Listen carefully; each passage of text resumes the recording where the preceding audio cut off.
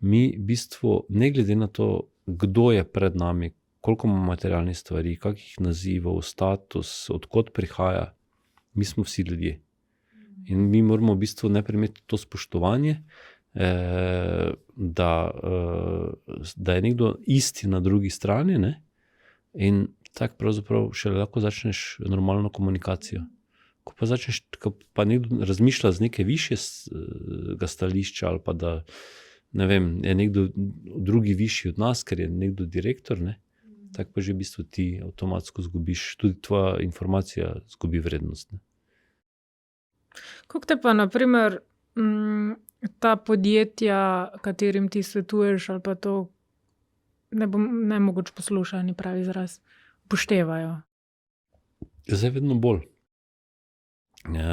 Prej pa je bilo približno tako, da me 90% podjetij, ki so me same poklicale, ne, po enem tednu vrglo ven.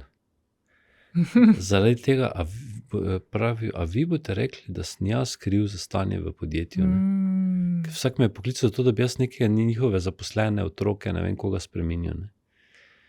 In zdaj pa je že v bistvu sama družba toliko na takem nivoju, no, pa tudi ta korona je dosti pripomogla k temu, no, da so se začeli ljudje samega sebe zavedati, no, in je vedno manj podjetij, ki me vrže ven, tako bom rekel.